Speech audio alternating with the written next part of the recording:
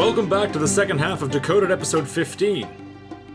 In this half of the podcast, Jack and I will discuss all the new storytelling techniques and the different direction Blizzard has taken our characters in-game.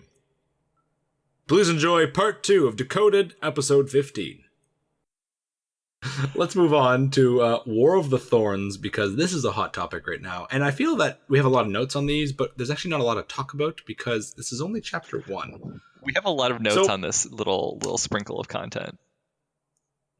There's a lot of talk going on about this. Jaina had a lot of talk because of how awesome and amazing it is. There's a lot of controversy about this talk, and the War of the Thorns has started. And a lot of people say the Alliance started this.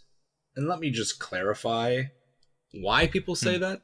I saw a comment, it's a couple Facebook groups, that Sargeras plunges the sword in Silithus, a neutral territory, and the goblins of the Horde get there first.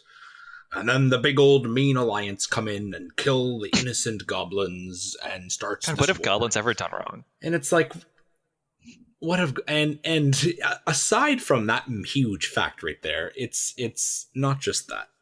In Christy Golden's book, Azurite is brought to Anduin and he touches it, and he gets this incredible vision of creation and destruction. He sees himself able to climb mountains, able to end wars, come up with all these strategies that all work. It is mind-blowing what he sees.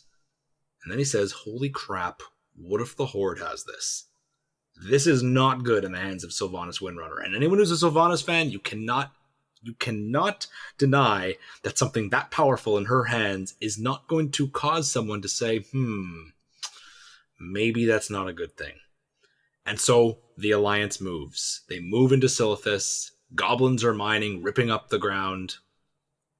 And the Alliance and SI7 soldiers go in, take out some of the goblins, grab some of the azurite, and start investigating themselves.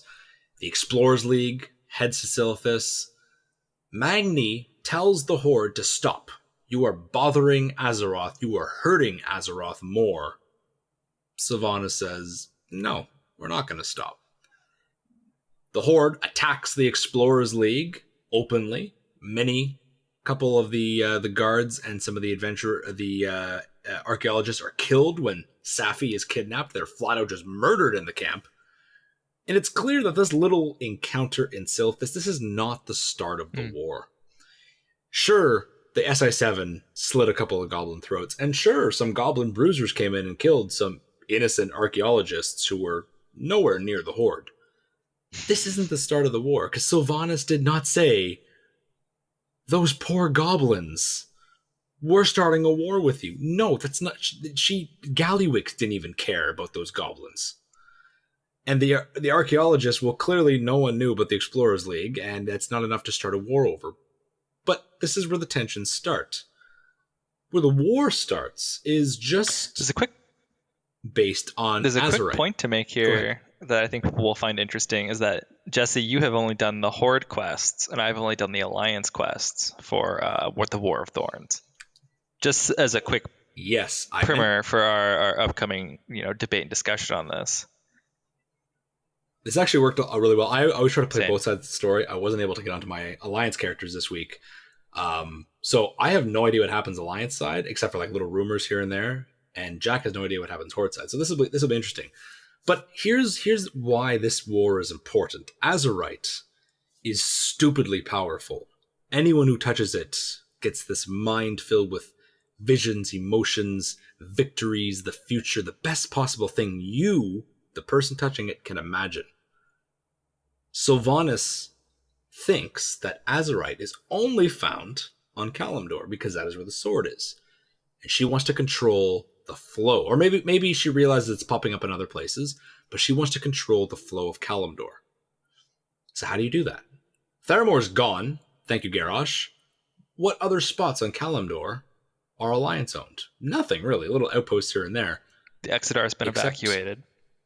Exodar is kind of still there. It's just... Most of them... I could be totally wrong here, but didn't most of them move to the Vindicar and stuff like that?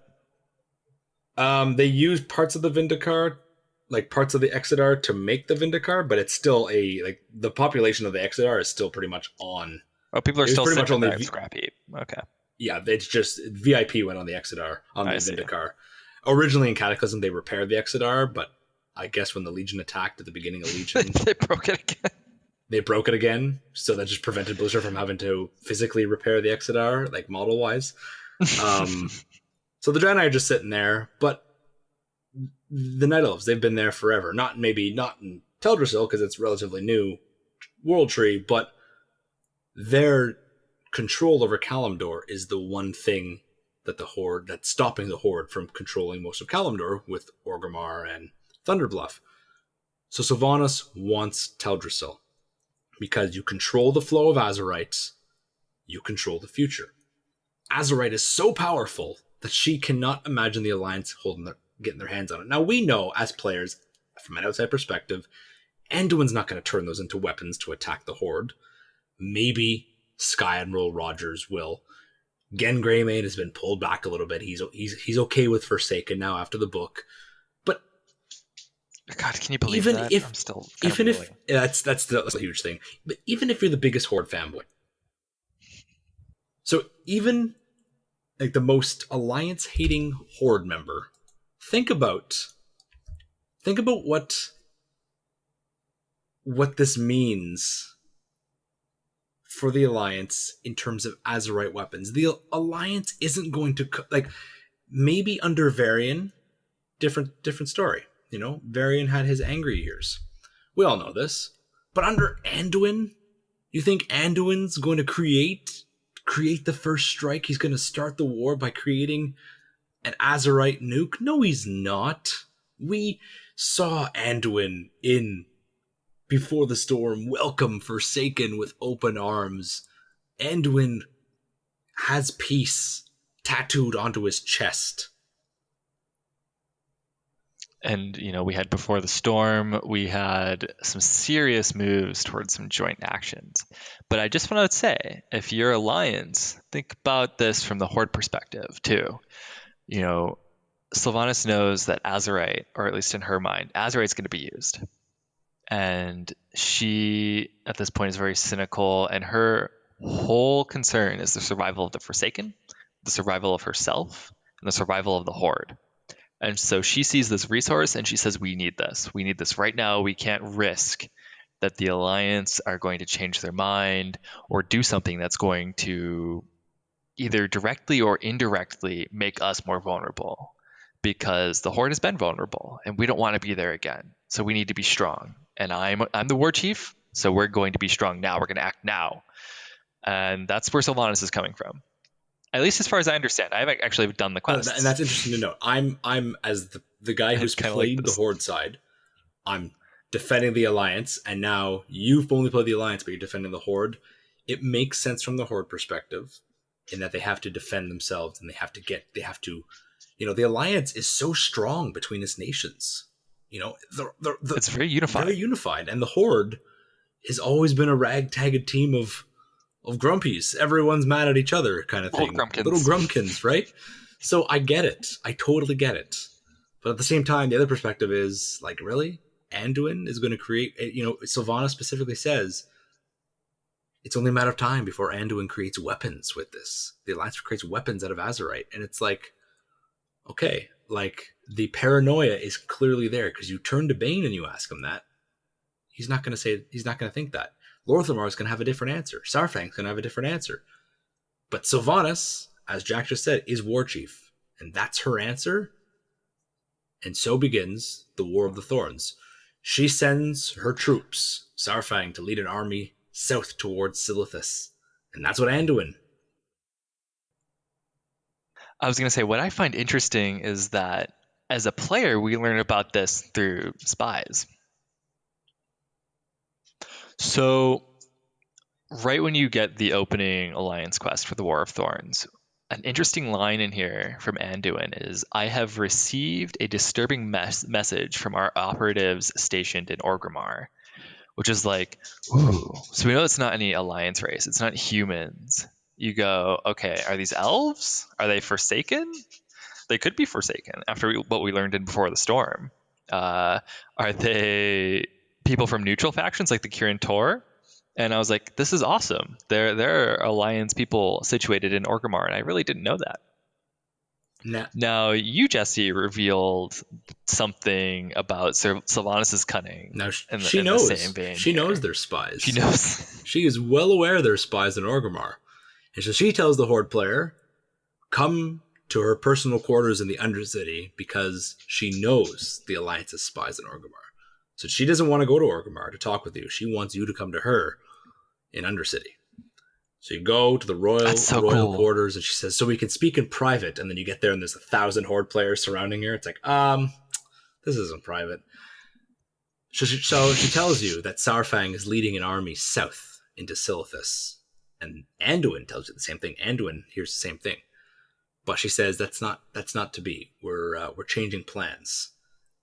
And so you go, as a Horde player, you go to the Barrens. And this is some Tyrion Lannister level kind of. It is. And you get there, and there's Saurfang. And the army is pretty big. Like, the army is, you fly east towards Orgrimmar, and the troop lines are just massive. I'm telling you this now, Jack. When you do that, and you go talk to Saurfang and the Barrens, see how many troops there are in that army that's right there. It's a good amount. Side note completely, and I'm just warning you, Jack, because it's going to really upset you. The orcs that are there, they got these awesome shields and awesome orc HD grunt armor, and then the swords they're using, yes, the orcs are using swords, are vanilla WoW swords. Motherfucker. They're wearing HD Orgrimmar sets and really cool orc shields, and then they're using swords the size of a Forsaken shinbone. That have like 4 polygons. That's an insult because it's probably got 2. Like it's I'm sitting there going, who approved this? It's just a line. Literally, and the orcs like friggin' biceps are like 6 times the width of the sword because they're like these little dinky thin swords that an orc sneezes and the blade snaps. Ugh, my transmog hurt. This hurts. Anyway, so the army of orcs with toothpicks is on the move, and Saurfang, you give the word to Saurfang that no, they're not going south. They're actually heading towards Ashenvale. So they divert their troops right away. And this is interesting. So what I note immediately, and what a lot of other players on the Alliance have noted as a criticism, is that we're always showing up late. That's what it feels like. You're like you arrive in Ashenvale where the orcs are now moving, and everything's happened. You don't arrive for a battle. Everything's done. So you're there for the cleanup. What happens before that is, correct me if I'm wrong, Matthias Shaw tells you that the Horde isn't on the move to Silithus. He tells you that it's all it's been a shift in plans, which goes to show that Sylvanas knew about the spies and that it was intentionally misleading. So the Alliance thinks, oh, we're gonna, I literally only did up until where you talked to the Night Elf lady in Astronar, my Alliance character. I haven't done anything else after that. And Matthias Shaw said, and this is what's interesting, is the Night Elf fleet is halfway to Silithus. The Kaldorei have sent their ships already, so the Alliance is on the move. And it's all a ruse. So Horde side, you go marching into Ashenvale and you meet with this spy, this blood elf, who's really, really bloodthirsty for a blood elf. And he tells you that his assassins are set up at every single outpost of Kaldorei in Ashenvale. And he lights a signal. He lights a special signal. And he goes, all right, the slaughter's underway. Let's make our move into Astronar. You mark which targets need being taken out, and I'll do the killing. So he goes with you, and you have this like little AoE stealth around you, and you're stealth too, and you have to kill 10 guards. And we have a similar quest later on with some stealth. Okay. And what's interesting is you can choose to kill the civilians as well.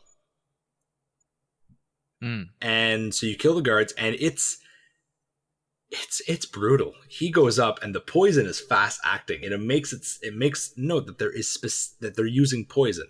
So he goes up and he slits the throats, and the Night Elves comment. They say, they're surprised. They make, I can't remember what some of the things they say, but the Blood Elf responds in turn, like, it's like just really cruel, wicked comments about as the Night Elves choke on the poison and die instantly, and then they go to the next target and you slit the throat of the guard. And the Alliance quest is definitely assuming that the Horde players are doing this, because what we're doing is we're putting to rest all of these slain civilians who have died by this poison. They're literally in a pool of poison when we're going to put them to rest. We can't even. What's interesting to note is on the beta, that quest, there was a lot of when the Horde. So you leave Ashranar, you regroup with Sylvanas, and she comes marching in, all Tywin Lannister like, on her horse with Starfang at her side, and the troops coming in, and the buildings are on fire, and the people of Ashranar are dead. So the assassins have done their job, but you, as the hero, were only tasked to assassinate the guards. But everyone else is dead when you get there with Sylvanas later.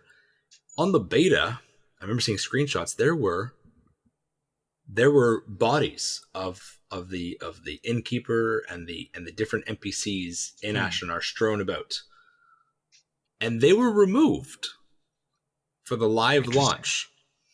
Which someone made a comment. Maybe they wanted to not paint the Horde in such a violent way, but when Alliance gets there, and this is all I know because this is all I did up to the point. That Night Elf lady, what the hell's her name? And her dope fucking mog, as you put in the notes. Captain Delaran Summermoon, whose outfit in game is absolutely amazing. It's just a set. It's just tier 19 hunter set, LFR color. But she looks damn hot. But it is. I have dope AF in my notes here. She makes comments that even the civilians have been slaughtered. So, and her voice acting, the voice actress for her is so good.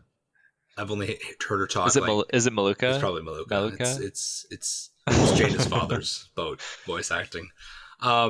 So civilians on an open field. The civilians on an open field, Jaina. Thank you. The Horde is pregnant. I'm sorry. Anyone who's confused, Dalen Proudmoore's voice actor in Battle for Azeroth is the same character who played Robert Baratheon from Game of Thrones. So if you follow Robert Baratheon's memes on Reddit, Bobby B memes, just take any of his take any of his quotes and just apply it to WoW. Instead of a Dothraki horde on an open field, just change it to an Orcish horde on an open. Anyway, we're derailing. Civilians are dead. This is not a joking matter, Jack. The civilians of Ashranar are absolutely butchered. Forsaken at heart. And it's interesting that the bodies were taken away, like the piles of bodies. And I could be wrong, but I remember seeing more bodies. And I remember someone saying that there were piles, like literally just like when I logged in game and I saw the bodies in Ashranar, there was a couple of guards here and there lying in pools of poison, as you said. But the pictures I saw, there were bodies everywhere. Like it was a full massacre site. And it looks like, and I could be totally wrong on this. If you played the beta and you did this quest, let me know in the comments below. It looks like that Blizzard kind of toned back on the body count. Yet probably because of all that feedback that they were getting, that the Horde felt too much like a villain. But then they left the voice acting in where Delaran says even the civilians were slaughtered. So it's like, what? So and we fight some Forsaken who are like mad thirsty for blood. They're like, yeah, I gotta get you.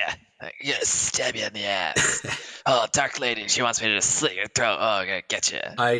That's it's just that constant. When I closed WoW right before we started recording the podcast, I saw a Forsaken assassin in Ashranar say, "Can you hear the screams?" It's like right, they're really sadistic, even for Forsaken. Like what? The Horde's misunderstood, guys. But can you hear the screams? Right? But that's just Forsaken, right? So the Horde moves on, and you go north with Sylvanas. And there's this little encounter between her and Malfurion, and Malfurion summons this big wall of wisps. So I just want to point out, to the Alliance side, what we do is we fight these really antsy assassins, and we put the night elves to rest in their pools of poison, and they turn into wisps, and they're all flying down the road, and eventually we're sent to go help Malfurion. And again, we arrive after everything the Horde's about to see. We arrive after literally a cutscene. And then as an Alliance player, you're kind of like, oh shit, is that Sylvanas in those roots? And Malfurion's like, yeah, come over here, bro. check this out. Oh, okay. Look who I caught. Oh, look at this bitch. And you're like, what's going on? And he's like, don't worry about it. You got some trees to talk to. And you're like, oh. So what's interesting is the wisp wall is cool. We see it's a really cool spell effect. I love just visually how it looks. A couple orcs try to Leroy Jenkins right through it, and they instantly die. And Sylvanas is like, no, you fools. And they like get just shreked. And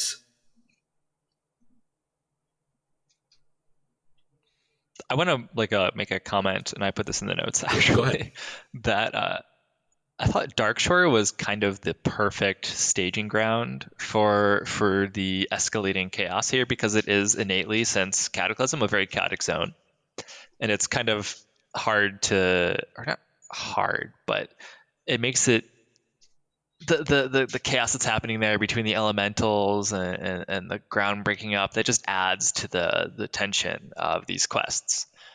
It really does. So you see war and the land breaking up, and you're like, oh, is that part of the war path, or is that from what happened in Cataclysm? And I think that the answer they're trying to give you is like, yes. Yes, no matter what. And obviously we know that, Aberdeen was destroyed by Deathwing, but the fact that there's Horde and Alliance soldiers fighting in the ruins of Aberdeen just make it seem that much more dark, cool, rather than just a ex-Alliance village that has orc guards in it kind of thing. Totally. So the Horde pushes through, it doesn't push through the wall, and they backtrack. And the Horde outpost in Ashenvale along the coast, Sylvanas just shows up and occupies the whole thing. Basically tells the general there, like, yo, move over, prepare to handle an entire army. And he's like, yes, sir. So the Alliance shows up. The Alliance shows up. The Horde shows up.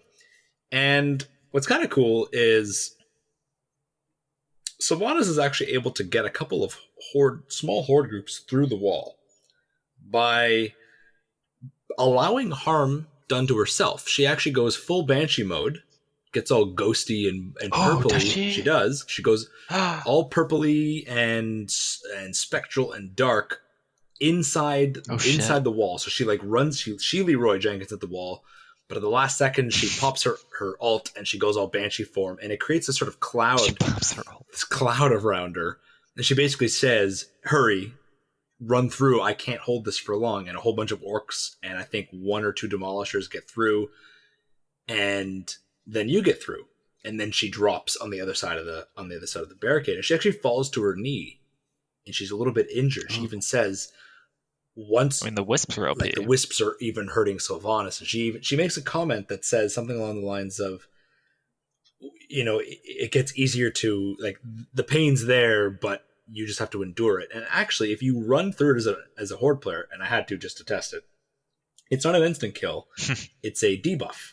And I didn't stand in it long enough to read the debuff because it hits for a lot. But it it takes your health away with whatever this debuff is. So in the same way that it affects Sylvanas, it also affects you. It's not an instant kill, but you can't stand in it for long. And she even makes a comment later on that she's going to go back to get more soldiers from the little camp. So she's like, I'm just going to eat some food real quick. Pretty much. And I thought it was interestingly selfless of Sylvanas. But then I thought,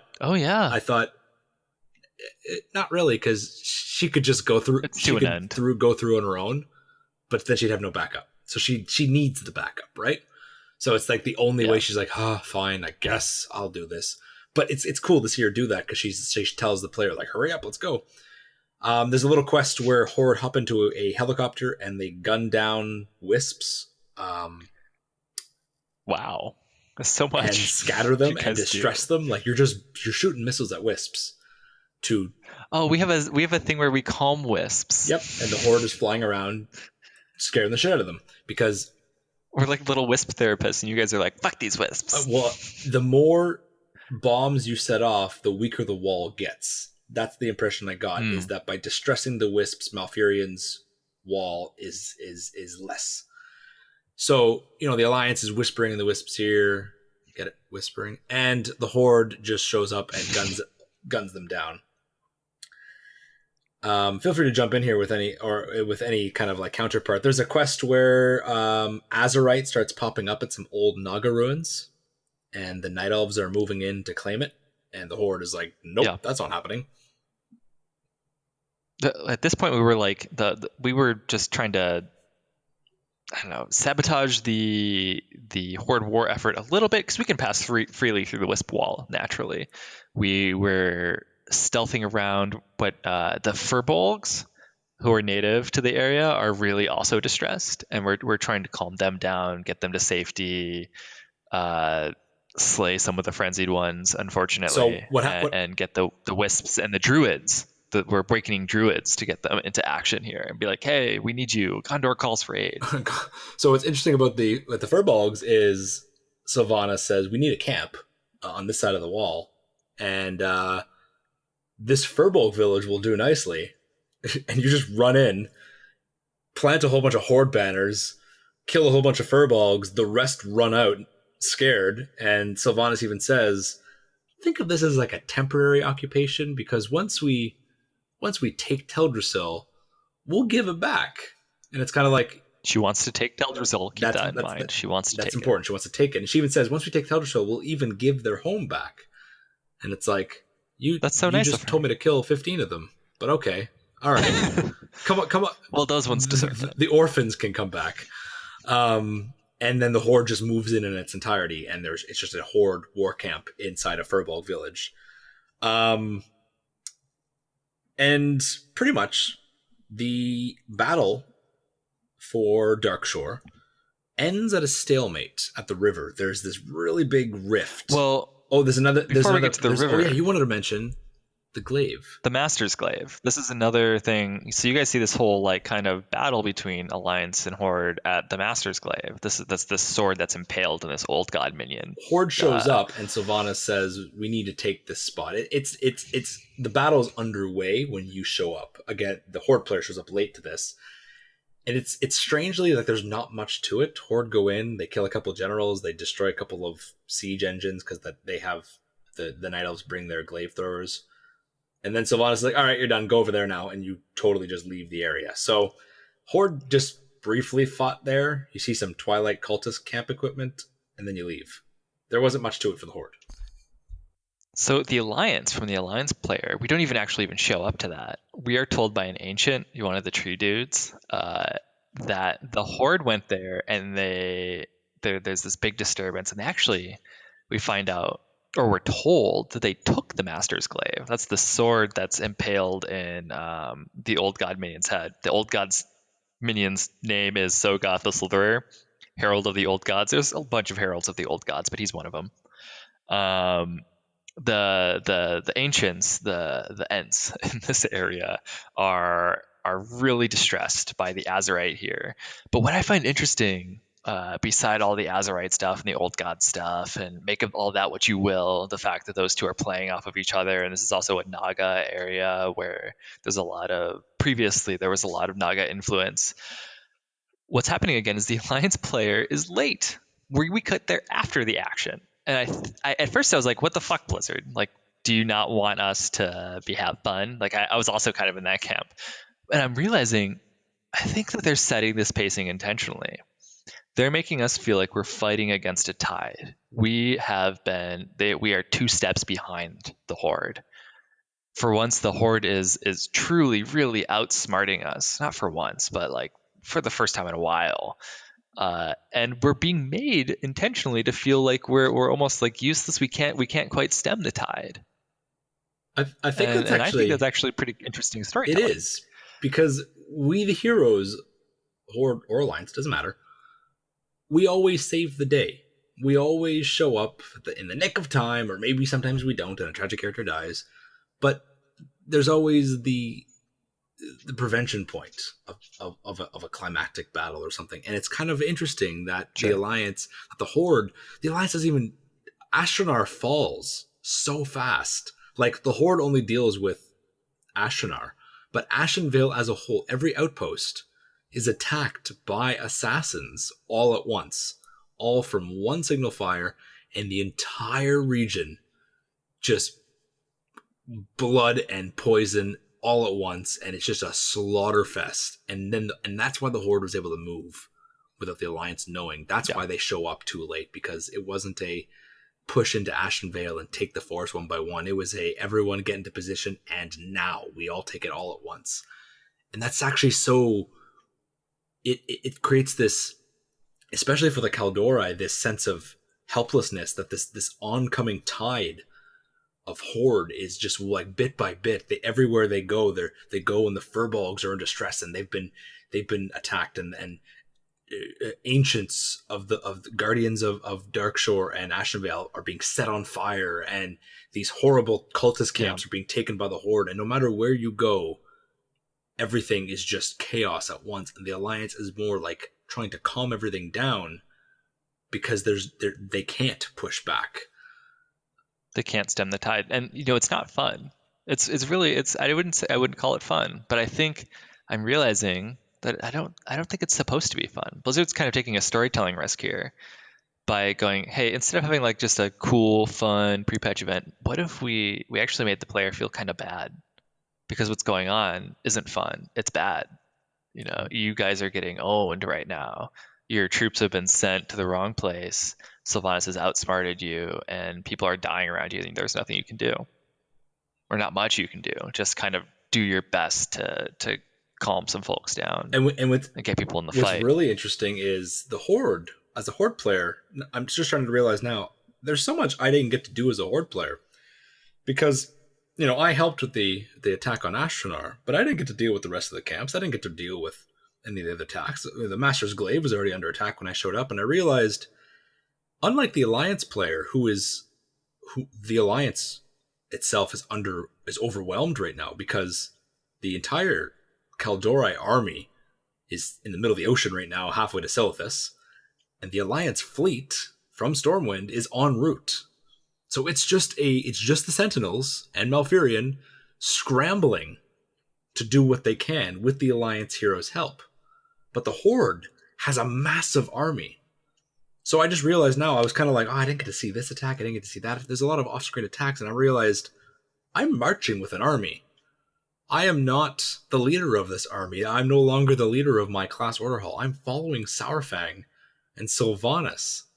And I'm one of the top dudes because I'm, the hero character. But there are hundreds, thousands of troops here. And that is why different parts of the forest are falling at different times. And that's why I'm being sent to deal with Sylvanas and Saurfang personally, while the grunts literally do the grunt work. And it just occurred to me. Yeah, you're an important guy. I'm an important guy in this massive army, and that's why I don't get to see everything. And the Alliance doesn't get to see everything because it's already happened. The Horde's already beaten them to it. So it's balanced in that, there are off-screen battles happening, but there's different reasons. The Alliance is the underdog right now. They are being overwhelmed, and the Horde is there in full force. The Horde have outsmarted the Alliance right now. And that's actually really interesting. And it actually comes to a cool little story point that ends in a stalemate, which is why, all week long, the battle for Darkshore has been going on. This river has prevented this from happening. This has prevented the Horde from continuing across. And that's where the Alliance can kind of keep the Horde at bay. It's this massive rift in the ground. And the Horde, can't cross there because there's a massive river, can't get their machinery across, so it's tough for them. What we're waiting on is, before we march into Darkshore, Nathanos and Saurfang are sent into Felwood with their own army. And Sylvanas says, find a way into Darkshore over the mountains. And Saurfang's like, there is no way. And she's like, make a way, find a way, do it. And Saurfang looks at Nathanos and says, there's got to be something with the smuggle routes that go into Everlook. And Nathanos says, I don't think the smugglers are going to want to help the Horde. And Saurfang says something clever back, and off they run holding hands, best friend. They skip off into the distance. They go with their armies. And so Saurfang and Nathanos are doing their own side mission off screen right now. And come Tuesday, Shenanigans. the adventures of Saurfang and Nathanos are going to come to fruition, and they're going to find a way, presumably, because the story has to continue on Tuesday. I actually don't know what happens. I say this truthfully. I assume Saurfang and Nathanos find a way in. I doubt they come back going, well, we give up. We can't do it, because right now the Horde is at a stalemate. So in order for the Horde to continue their war march, Saurfang and Nathanos need to succeed. What this does do is what the Alliance players are doing right now is they're going through Darnassus and rallying the Druids and talking to the Sentinels and getting everybody ready as the fleet's returning to Darnassus, as we're trying to stem this Horde tide. The stalemate allows us to regroup as the Alliance. And one thing people were like is like, oh, where's Tyrande? Well, Tyranda's off doing shit, you know. Tyranda's got a lot of things to do right now. And one of the groups we talk to are the priestesses of Elune. And we say, hey, we need Tyrande. So Tyranda's probably going to show up next week. Is she? And I'm pretty excited. Where she is? Is she on the fleet going to Sylvanas? I don't remember. She's not there, and we are explicitly like, hey, we need her. Interesting. So she's probably on the way. The priestesses are like, yeah, I got it. I'm gonna get that bitch because she's got a great robe. We'll call her up. Kalia should take notes. Kalia, take notes. We're gonna bring this to a close, guys, with closing comments. But I think this is one of the coolest events they've done in game. A lot of people don't like gated content. And so people last week, the second the servers went up, they did it instantly, they cleared everything, they did all the quests, did all the world quests, and went, well, I'm out. What do I do, Blizzard? Thank you. GG. Awesome. You're awful, Blizzard. And it's like, well, the whole point is to create this staggered storyline to make it seem like a longer campaign. Rather than, oh yeah, the battle for Ashenvale and Darkshore happened in 4 hours and Teldrassil went up in flames. No, this was a war campaign. This lasted a long time. And that's always bothered me when Blizzard doesn't take into account how long wars last. Like the battle in Northrend, according to the canonical timeline, the entire war in Northrend was only 1 year. I hate that. 1 year. It's like, that's really fast. 1 year to establish all those fortresses and cities and march through Naxxramas and Ulduar and then do the tournament and then march on. No, that's way too fast, Blizzard. How do you even come up with that? But that's apparently canon. So I like that they're taking this slow march and there's a stalemate and there's a reason why we have to wait a week. I'm excited to see what happens. And we're going to end with some closing thoughts, guys. Horde, a lot of Horde players feel that they're not doing the right thing. And what do you think? Are you doing the right thing? Is Sylvanas securing the future of the Horde, securing the future of Azurite? Is that the right way? Is that entirely, Horde don't want to be the villains, but you're being led by Sylvanas Windrunner right now. The Banshee Queen. She who gives no fucks. Is this entirely out of character for her? Is this... Do you think, in advance of learning the stuff of next week, do you guys think she will get her own redemption? Do you think that we will see her give a fuck or two, maybe? What's interesting to know... And what do you think of what I said at the very beginning here? Do you agree that securing Azurite's the right way to secure the Horde's future? Or do you feel bad about the Horde role in all of this? I feel like I totally skipped over something when the Horde started this entire war march. And what Sylvanas is doing is she wants Teldrassil to control the flow of Azurite, to prevent the Alliance from taking a hold on Kalimdor, and she's going to occupy and hold the city captive. She does not want to burn Teldrassil. That is key. That is important. That is not on her list. She wants Teldrassil to occupy the World Tree. To which the player says, the Night Elves are going to fight you every step of the way. And she says, no, they won't. We're going to break them. We're going to break and destroy their morale and take away something that they have had as a symbol of hope, as a symbol of leadership for a long time. We are going to execute Malfurion Stormrage. So she has full intention of killing Malfurion in front of the people of Darnassus. Maybe not in front, but I'm curious if she'll succeed. Holding up his head or something like that. And by occupying and keeping the Kaldorei captive, she can keep the Alliance at bay. The Alliance makes a move. She says, yo, I have all these people here. Don't even try it. Look at Southshore. Look what I can do. I killed my own people in that book. You think I'm not going to kill these elves? Back off. Right? So... Oh, so pissed about that. And what are you doing? What are you doing, my queen? This is one question I want to end with you guys, and I really wish we had more time that I could talk about this, but Malfurion, where is your horn? Where are you, Cenarius? Where are the wild gods right now?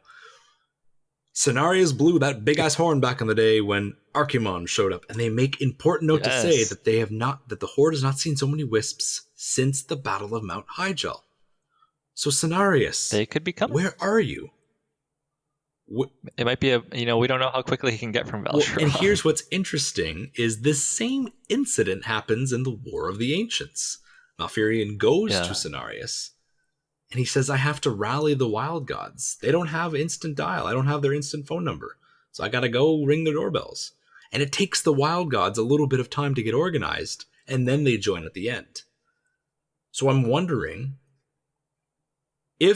whether or not they join this entire incident at all, and if they don't, are they going to show up in Battle for Azeroth at all? Are they going to show up a little bit too late? It'd be shocking if they didn't make an appearance, especially given the rumblings of the Ancients. The Ancients are more disturbed than they've ever been. And that's what's important. They make that known to the Alliance player. And I really am looking forward. I really hope that if Blizzard wants to bring Cenarius into this war, I'm really excited as a Horde player because I want to see that special dialogue that Horde Druids are going to get. Because as a Horde player, you were the Arch Druid of your Order Hall, of the Druids. You were second to Malfurion. Malfurion was the only Druid above you. And even then he got captured, so technically you were number one. And with all the wild gods, they all united around you. You had the claws of Ursoc, the fangs of Ashenvale. You had these amazing artifacts, these godlike beings on your side. And now you are attacking the Night Elves who hold a special bond with these gods. I would love for a special, unique dialogue only for Horde Druids where Cenarius makes a comment like, what are you doing? Like either in this event or later on, because I know a lot of Horde Druid players who are like, I don't feel comfortable doing this. This is not what I would do. And I want to see that reflected in the story. I want to see Aviana or Cenarius or any of the wild gods just look at the Horde Druid and say, really? Like, what are you doing? Or something. And I have a lot of thoughts on this, but I want to see if they show up before I go into these thoughts. We need to bring this to a close, guys. This has been a pretty long ramble fest. There's surprisingly a lot to dissect here. There's a lot. We're going to be back next week to dissect what happens with next week's Warbringers and next week's War of the Thorns Chapter 2. Oh, yes. There's so much to talk about.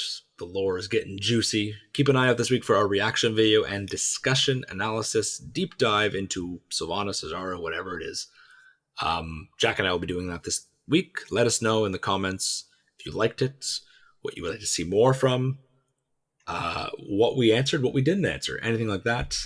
And we'll be back soon. Thank you, Jack, for joining me for episode 15. Sure. Thanks for having me again. If any of you guys listening want to engage with us on these topics, feel free to go join the Discord. I'm on there. I've got a little Pepe icon, little Viking bird.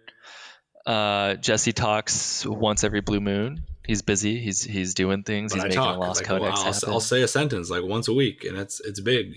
He'll post a Tywin Lannister gif, and everyone just hits the floor. Just looks and stares, and no one says anything. Shit, Jesse's talking. Oh God. I do post. I know some of you have started following me on Instagram, and I really appreciate that. Get ready for some stuff posting this week. He said that last week, but he didn't post, so we'll see if he does it this week. I'm keeping everybody in suspense, just like Blizzard with the staggered content releases for War of the Thorns. Just triggered a bunch of people because not many people are happy about that. But on that note, guys, go follow links in the comments below, in the description below, for Jack's Instagram, Twitter, and ArtStation. You follow him on Twitter. Look at my 2 tweets. His 2 tweets. He yells at Blizzard every now and then for mistakes that he found in game. And his ArtStation, where he's got some art and hopefully some more art soon. That's where it's and at. Our Discord link below, and our World of Warcraft communities for EU and NA realms as well. Guys, you can find us on Twitch as well, twitch.tv/Lost Codex Lore. You can find us on Facebook, Twitter. We also have an Instagram account.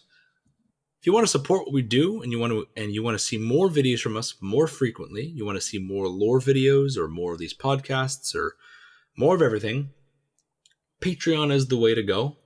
We will never post Patreon exclusive videos. There will never be any Patreon exclusive lore content. I should say that there's not going to be specifically lore videos in our typical animated style that's only for patrons. We may do some behind the scenes stuff only for patrons, but we're never going to lock any patrons out of a lore video. I had someone message and ask me about that. So don't worry. It's Patreon's there for people who want to support what we do. But you're not being locked out of everything. You get some behind the scenes, you get bonuses, but you're not being deprived of the juicy. You get a cool colored name in Discord. You get shout out a dope, nice burgundy name in Discord, so that's worth it alone. It's nice. Shout out to Apelander, Apelander, Splendor, Apelander. Shauna, shout out to Shauna. Thank you guys so much for listening to episode 15 of Decoded, a Lost Codex podcast. I'm your host, Jesse, and we'll be back next week to talk about War of the Thorns Part 2. The Burning. Is that what it's called? I don't know. Who knows? We're probably getting a cinematic. We're probably actually getting an in-game cinematic this week. So that'll be another reaction video. Another discussion video. Holy moly, guys. Lost Codex is going to post so much stuff this week. And before Blizzard releases nothing, and then I'm an asshole and a liar and don't post anything. So, thank you so much for listening, guys. And we'll see you next week. Prepare your asses for videos. I'm just going to mute you on that final one. Guys, thank you so much for listening. We'll see you next week for episode 16. See ya. Leave it in. I'm not leaving it in. I'm leaving this in while we're laughing. That's it. Okay. Okay. Thank you.